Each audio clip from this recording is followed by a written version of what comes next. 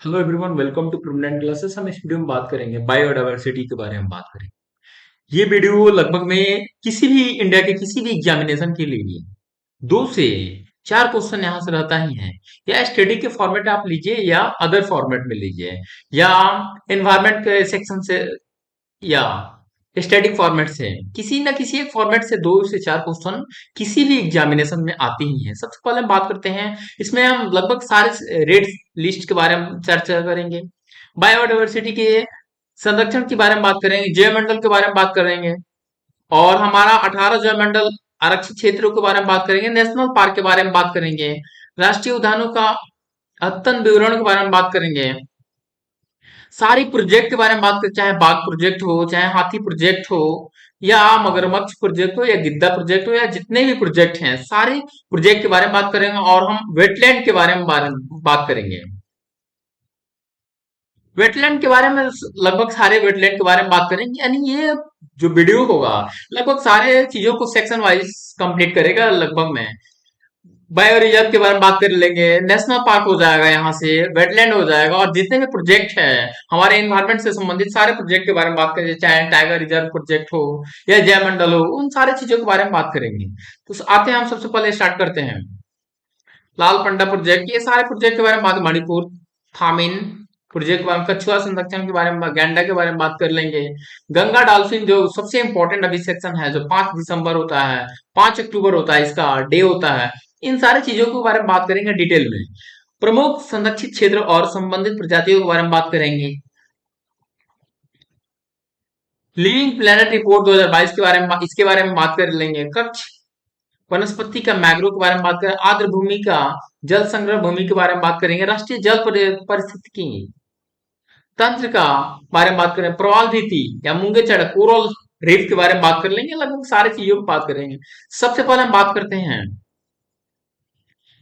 इसके बारे में बात करते हैं कि 1992 जो कि ब्राजील के रियो डी जेनेरियो में है, पृथ्वी सम्मेलन के अनुसार धरातलीय महासागर या अन्य जलीय पारिस्थितिकी तंत्रों में उपस्थित अथवा संबंधित तंत्रों में पाए जाने वाले जीवों के बीच विभिन्नता को ही बायोडायवर्सिटी कहा जाता है। यानी ये जो हमारा 1992 में जो हुआ था रियो डी जेनेरियो ब्राजील के साथ में जो हुआ था, वहीं पर बायोडायवर्सिटी के बारे में डिफाइन किया गया था। सबसे पहले 1992 में डिफाइन किया गया था। जैव विविधता के प्रकार हम बारे में बात कर रहे हैं, टाइप्स ऑफ बायोडायवर्सिटी के बारे में बात करते हैं। तो आते हैं, जैव विविधता का प्रकार स्वयं 3 स्तरों पर होता है। एक होता है अनुवांशिक, जेनेटिक डायवर्सिटी के बारे में बात होता है। अगला होता है ये जेनेटिक, क्या होता है, एक ही प्रजाति के जीवों में के जीन में होने वाले परिवर्तन के से उत्पन्न डायवर्सिटी को जेनेटिक माना जाता है। यानी जीन में जो म्यूटेशन होती है उसके थ्रू जो डायवर्सिटी क्रिएट होता है, उससे जो हमारा, उसे हम बोलते हैं जेनेटिक डायवर्सिटी। अब होता है स्पेसिस डायवर्सिटी के बारे में बात करते हैं। प्रजातीय विविधता किसी समुदाय में प्रजातीय विविधताओं को व्यक्त करता है। एक होता है कम्युनिटी या इकोसिस्टम डायवर्सिटी के बारे में बात कर लेते हैं। एक समुदाय के जीव जंतुओं और वनस्पतियों के दूसरे समुदायों के जीव जंतु वनस्पतियों के बीच पाई जाने वाली विविधता समुदाय विविधता या परितंत्र विविधता कहलाती है। यानी 3 तरह के डायवर्सिटी के बारे में बात कर चुके हैं। एक होता है, इसमें हम बहुत सारे नेचर के बारे में बात करते हैं। Extinct, not live in nature, इसे बोलते हैं एक्सटिंक्ट। वैसे जीव जो अभी मतलब है ही नहीं, अभी नेचर में है नहीं, उसको एक्सटिंक्ट बोल रहे हैं, विलुप्त बोल देंगे हिंदी में बोले तो। Extinct in wild, extinct in wild, extinct is only wild only found in the national park. वैसे मतलब विलुप्त, जो कि अदर जगह पर नहीं मिलेंगे, लेकिन वो नेशनल पार्क में पाए जाते हैं, तो उसे विलुप्त इन वाइल्ड लाइफ बोलेंगे। क्रिटिकली इंडेंजर्ड, जो मतलब काफी कगार पा चुकी है विलुप्त होने की, उसे क्रिटिकल इंडेंजर में रखा जाता है। वनों की, इस प्रजाति के वनों से विलुप्त होने का गंभीर खतरा बना रहता है। यानी ये होते हैं क्रिटिकली इंडेंजर। एक होता है एक्सटिंक्ट, जो खत्म हो चुका है, मिल ही नहीं, एक्सटिंक्ट इन वाइल्ड लाइफ एक होता है, और एक होता है क्रिटिकली इंडेंजर यानी घोर खतरा मर, और एक होता है इंडेंजर्ड। इस प्रजाति के भी वनों से विलुप्त होने का खतरा होता है। वनों से विलुप्त, क्रिटिकली इंडेंजर में अंतर क्या है और इन दोनों में? वो काफी मतलब काफी क्लोज होता है विलुप्त होने का। और ये मतलब विलुप्त, इस पर खतरा रेड लिस्ट में आ जाता है और इस पर खतरा मंडराने लगता है। हम आगे बात करते हैं, वल्नरेबल के बारे में बात करिए, बहुत ज्यादा इंपॉर्टेंट है। और हमारे रिसेंटली जितने भी करंट अफेयर्स से सेक्शन हुआ है, इसमें बहुत सारे प्रजाति है जो करंट में हम पढ़ रहे हैं, वे वल्नरेबल में आती है। इस प्रजाति के संकटग्रस्त होने की संभावना है, एक तमिलनाडु में पाई जाती है, क्योंकि इसे वो वल्नरेबल में आती है। नियरेस्ट थ्रेटन इस प्रजाति के निकट भविष्य में संकटग्रस्त के होने की संभावना को दर्शाता है।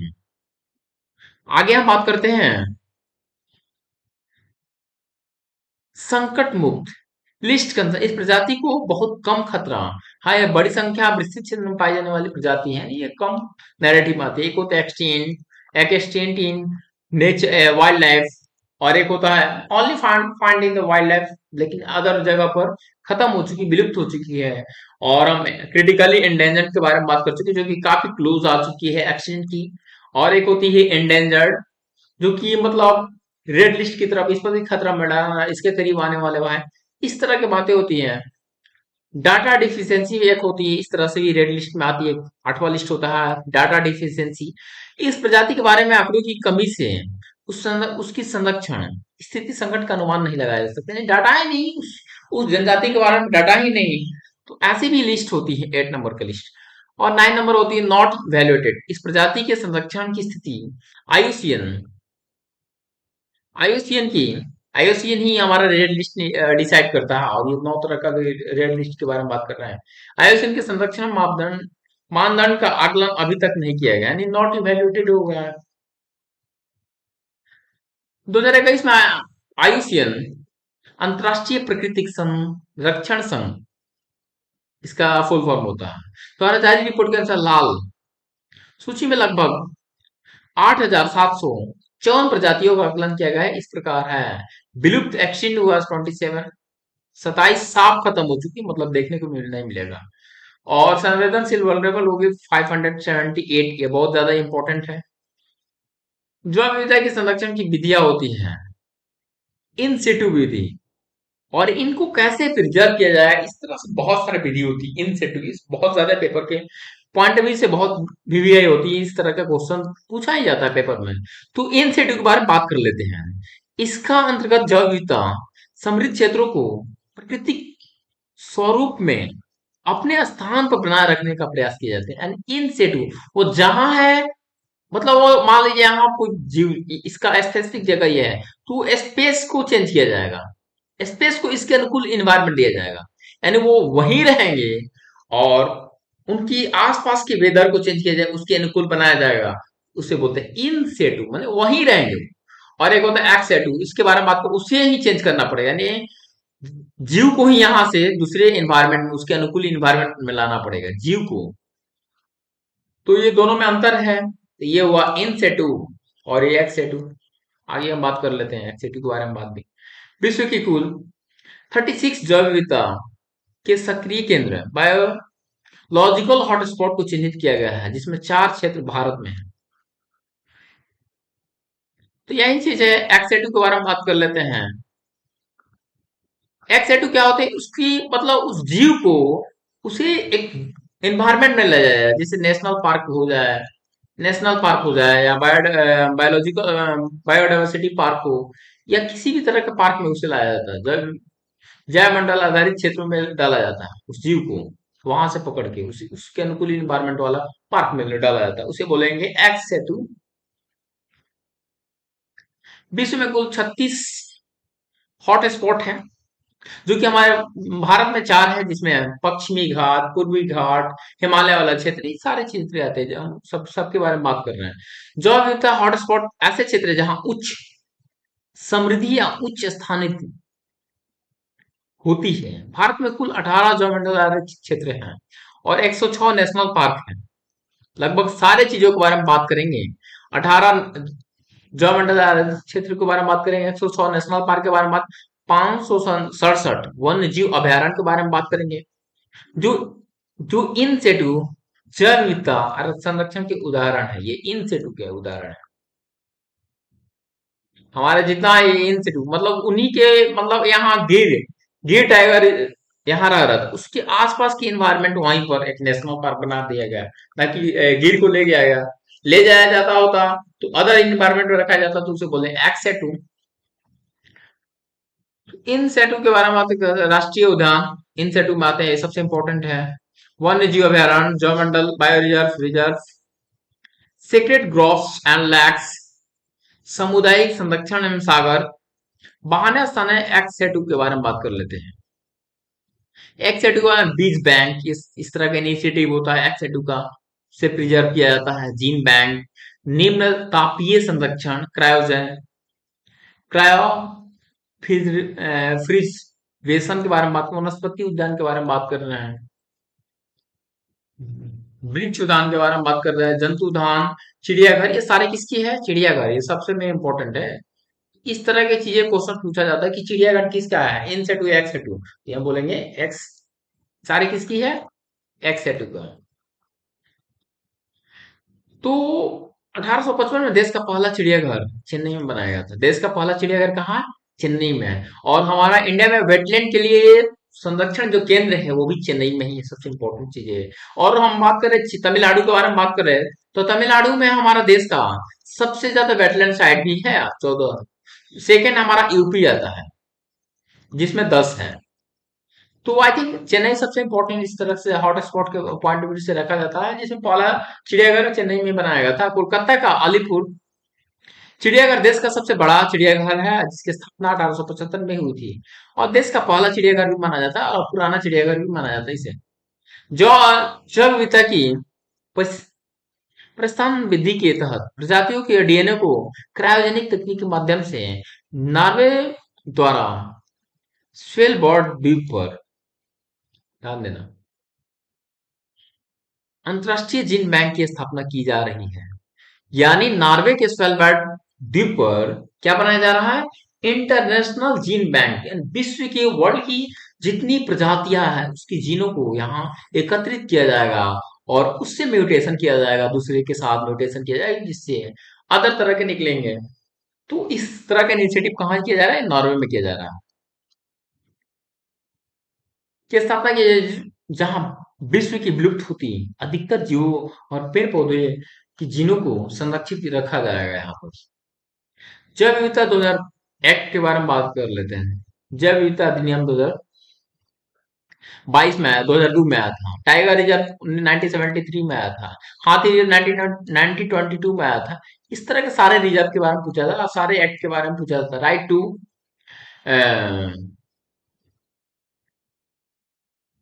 इंफॉर्मेशन, ये भी आता है 2005 में आया था, 2005 में आया था। इस सारे एक्ट के बारे में, ये एक्ट आया था बायोडाइवर्सिटी के बारे में 2002 में।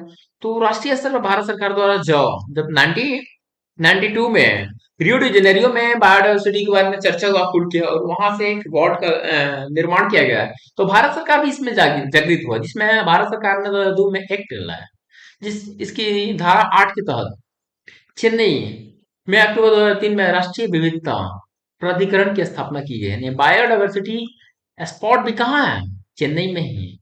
और देश का पहला चिड़ियाघर भी चेन्नई में ही। और वेटलैंड के लिए, जो हमारा वेटलैंड के लिए प्रबंधन केंद्र है, वो भी चेन्नई में ही है। बहुत सारे चेन्नई में बायोलॉजिकली या एनवायरमेंट के पॉइंट ऑफ व्यू से बहुत ज्यादा इंपॉर्टेंट चेन्नई पॉइंट हो जाता है। कर्नाटक सरकार देश में प्रथम जौ विविधता विरासत संसद के रूप में बेंगलुरु, ये करंट का क्वेश्चन है। जैव विविधता पर इंटरनेशनल सम्मेलन के अनुपालन भारत ने वर्ष 2002 में जैव विविधता अधिनियम बनाया था। किसके अनुपालन में? सीबीडी, जैव विविधता पर इंटरनेशनल सम्मेलन। अंतर्राष्ट्रीय जैव विविधता दिवस 22 मई को मनाया जाता है, जिसमें हम बात कर रहे हैं।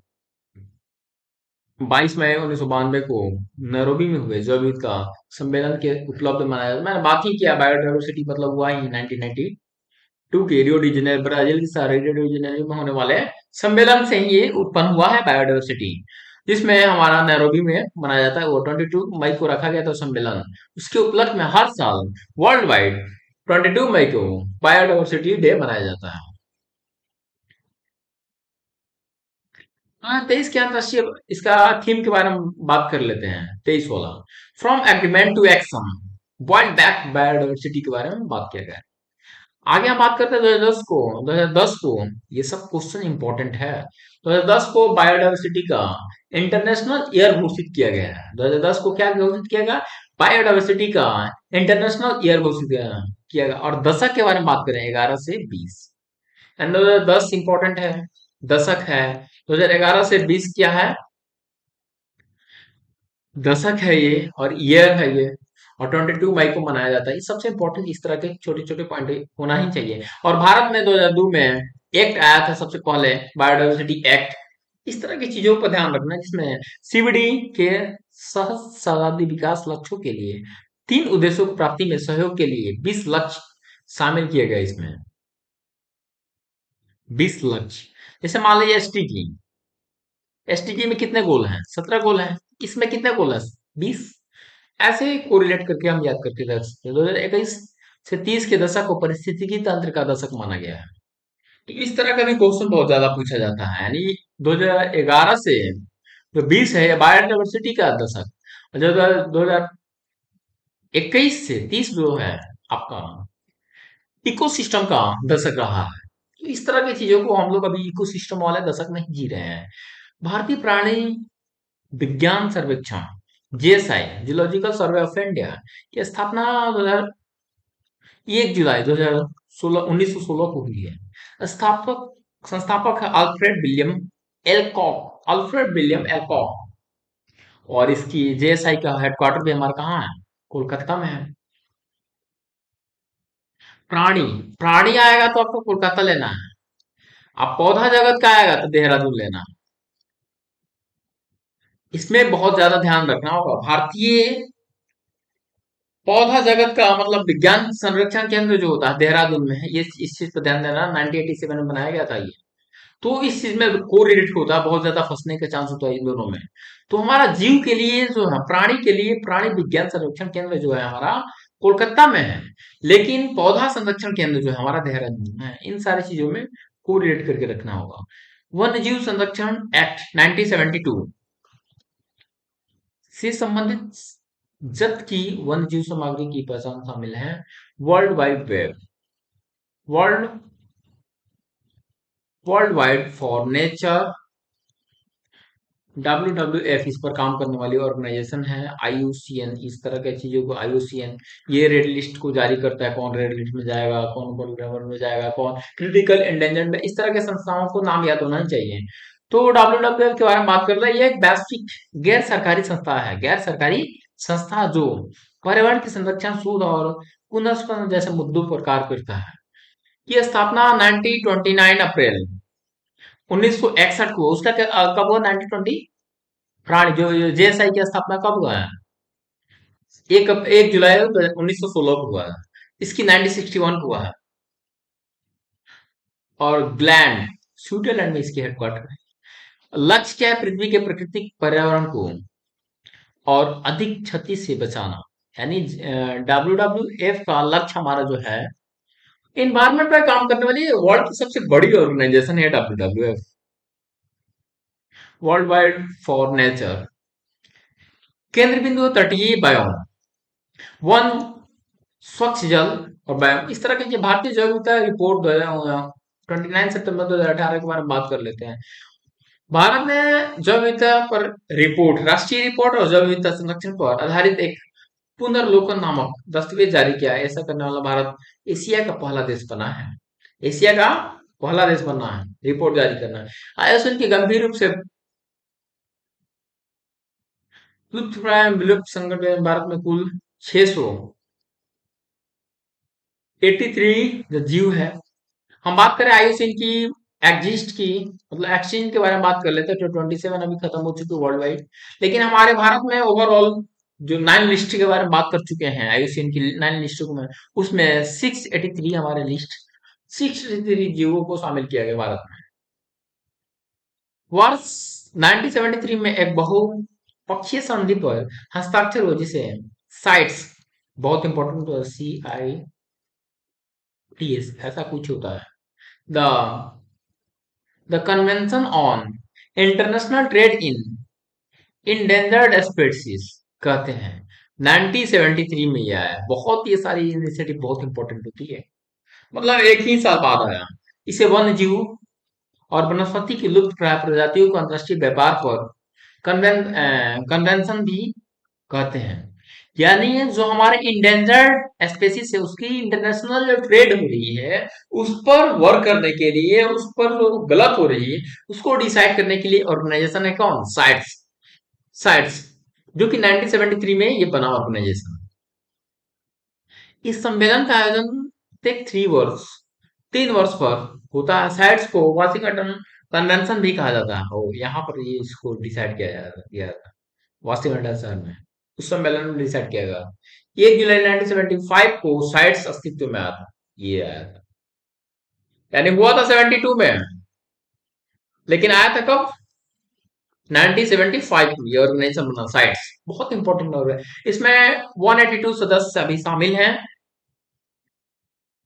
जीवमंडल समुद्री, मैराइन गैर समुद्री और टेरेस्ट्रियल जीवमंडल के अंतर्गत आते हैं। जीवमंडल को समुद्री भी आते हैं, गैर समुद्री भी आते हैं और टेरेस्ट्रियल भी आते हैं, तलीय भी आते हैं।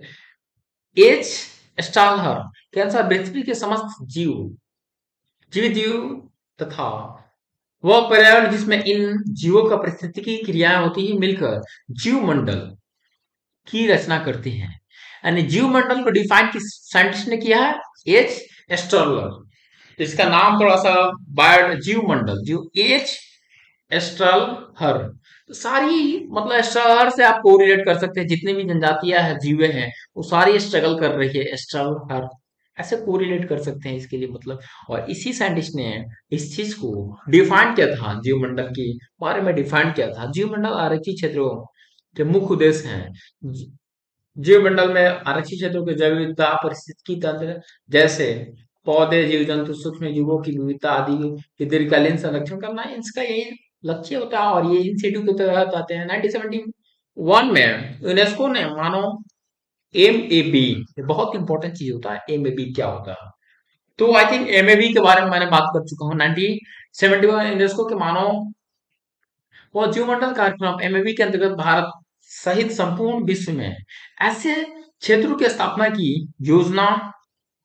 1986 में भारत का पहला जीवमंडल आरक्षित क्षेत्र नीलगिरी स्थापित किया गया।